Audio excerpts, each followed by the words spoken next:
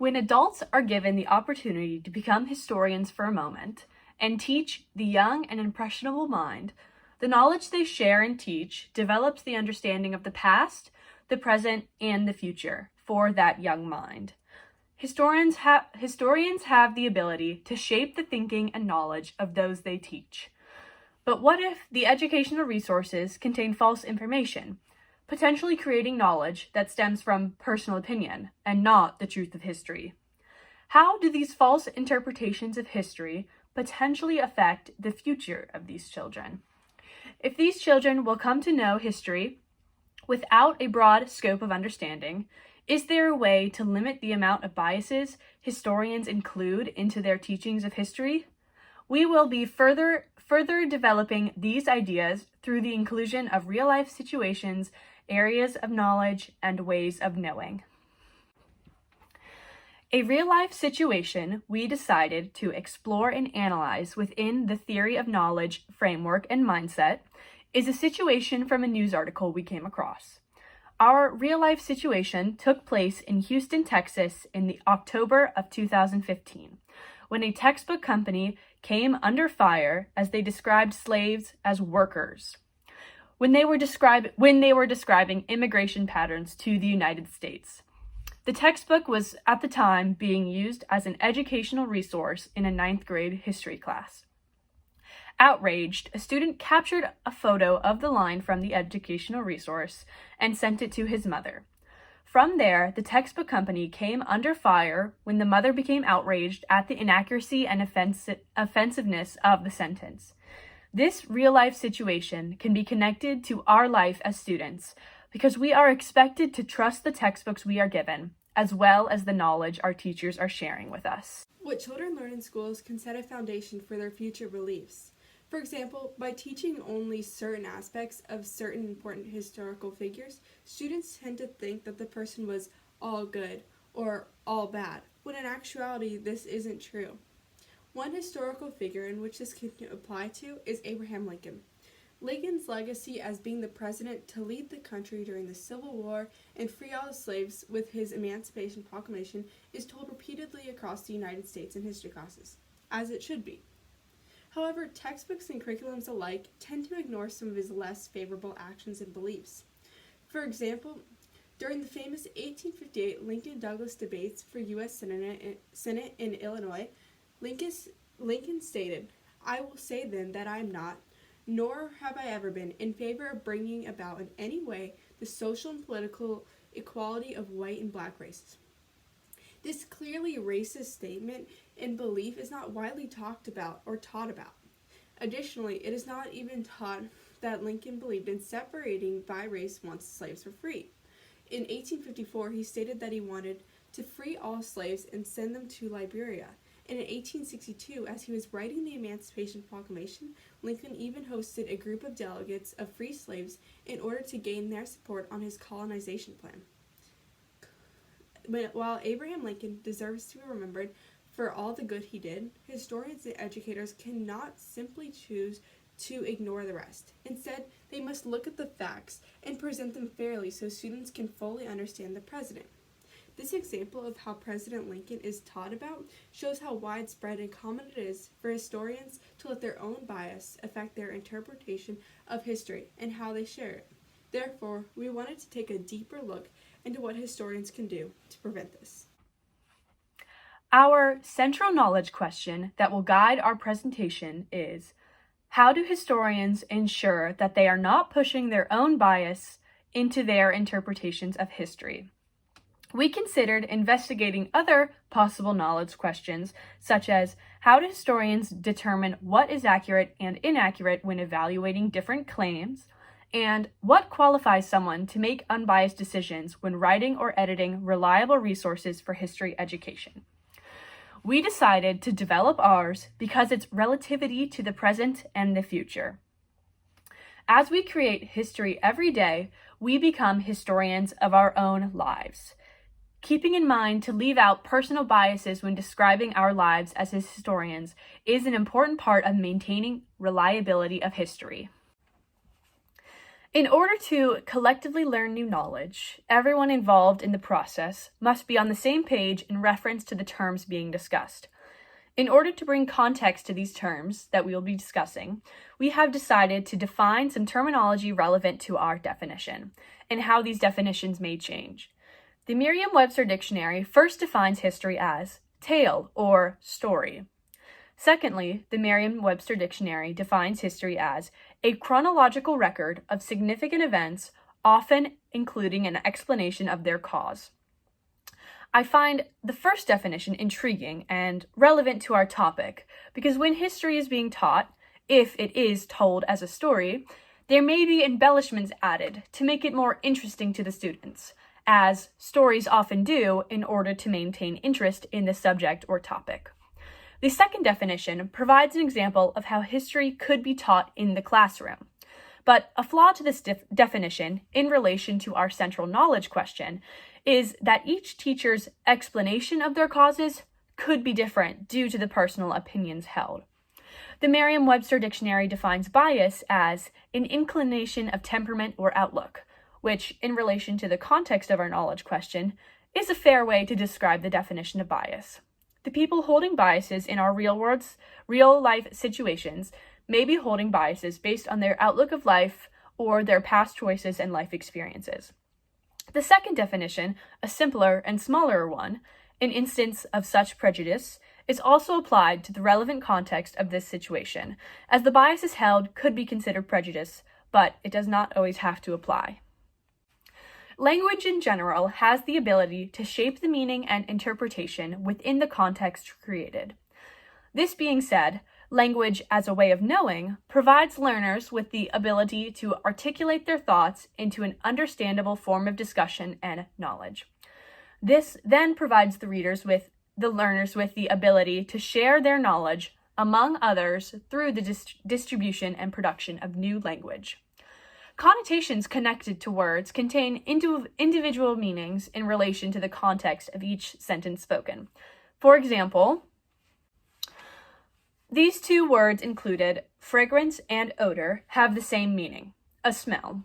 But within the confines of language, one would not describe a landfill as having a distinctive fragrance, similar to how it would be found irregular to describe a flower as having a wonderful odor.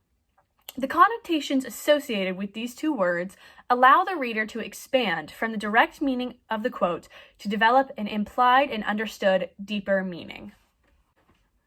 Relating to our real-life situation, it is agreed that word choice is an important factor when teaching children, as stated by the mother present in the article of our real-life situation.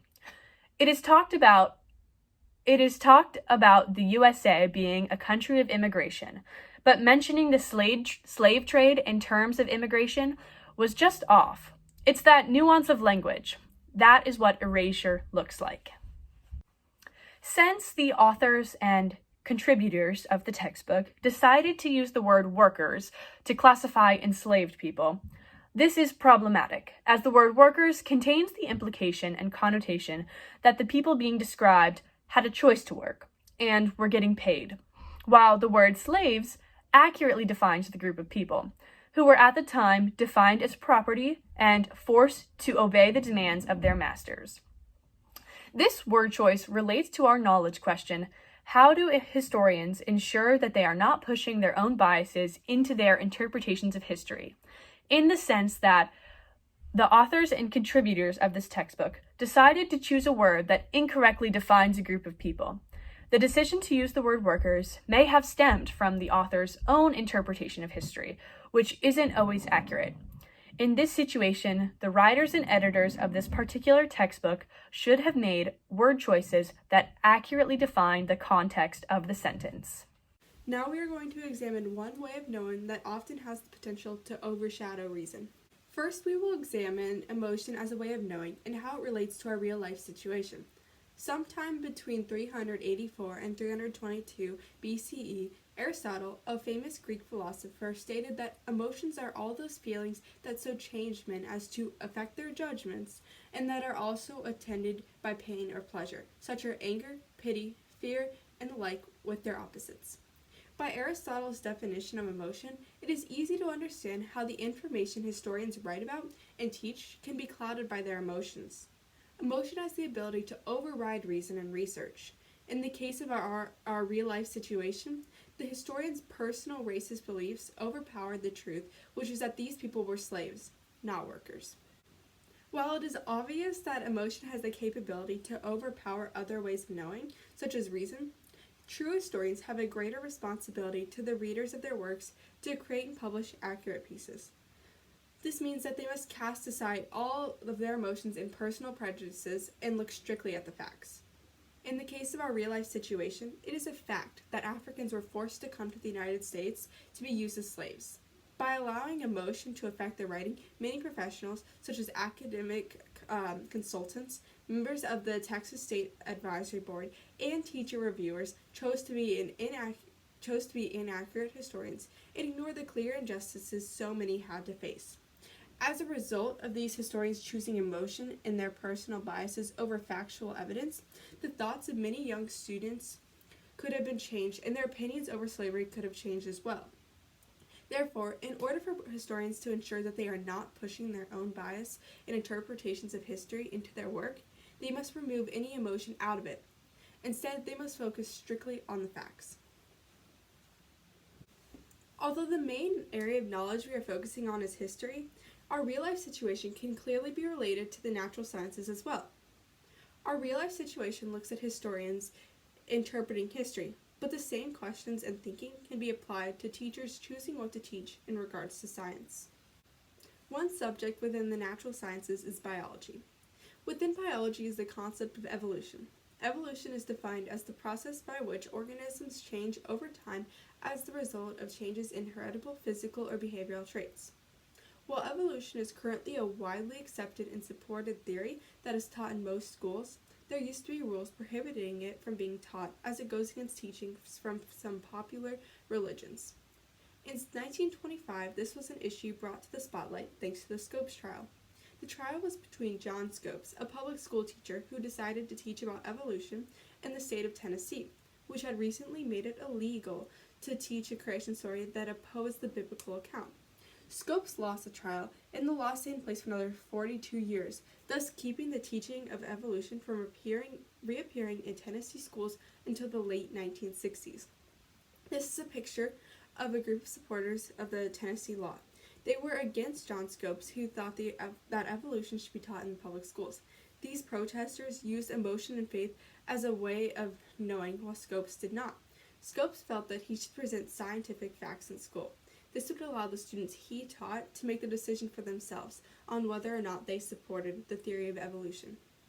In the case of the Scopes trial in the area of knowledge of the natural sciences, someone's personal beliefs came before their commitment to accuracy. The teachers and lawmakers who went against Scopes and many scientists allowed their personal biases to be pushed into their interpretation of evolutionary science. This situation found is an example of when people push their own biases into their interpretations of a particular subject. As a result, decades worth of students were withheld from information over the theory of evolution. This information should have been presented to them, whether those students decided to believe it or not. This relates to our real-life situation because in the case of our RLS, someone's personal beliefs came before their commitment to accuracy as well. In our RLS, it was the choice of the historians, the writers and editors of the textbook, who let their own personal prejudices seep into their recording of history, thus keeping students from learning about the reality of the injustices so many slaves faced. The Scopes trial helps us answer our knowledge question. How do historians ensure that they are not pushing their own bias into their interpretation of history? The teacher who was teaching evolution and challenged the law, John Scopes, is an example of a good scientist. He was able to cast aside personal religious beliefs and present scientific evidence on evolution unbiased because he looked strictly at repeatedly tested and well-supported scientific information. Historians, like writers of the geography textbook, need to learn from John Scopes and cast their personal prejudices and beliefs aside when writing about slavery. Instead, they must look widely at the accepted facts. When looking at emotion as a way of knowing, we commented on how reason can often be overshadowed. Reason is an important way of knowing, one that we feel is most reliable regarding facts and the interpretation of history. Reason can be defined as the way of knowing which involves us in trying to make sense of the world using logic, rationality, comparison, judgment, and experience. These skills are valuable when interpreting and writing about history because historians cannot just come up with their own ideas or rely on one person's account. A historian is tasked with comparing many accounts in order to understand what really happened. An example of historians needing to use reason to compare differing accounts in order to interpret what really occurred can be seen with the Boston Massacre. Taking place in 1770, the Boston Massacre is known for being a catalyst for the Declaration of Independence and the Revolutionary War in the United States. There are two very distinct sides to what happened the night this event occurred, making even the name controversial. To some, like the colonists and citizens of Boston, the event was an unjust massacre. To the British soldiers there, their actions were simply of self-defense, necessary to fend off the attack from the colonists. These two sides are very clear when looking at accounts from a Boston merchant, John Tudor, and British General Gage. Their accounts paint the actions of the soldiers and Bostonians very differently. Tudor stated, "On Monday evening, a most horrid murder was committed. This unhappy affair began when some boys and some young fellows threw snowballs at the sentry placed at the custom house door." While General Gage stated, "On the evening of March 5th, the people of Boston had a general uprising. They began by attacking several soldiers in a small street.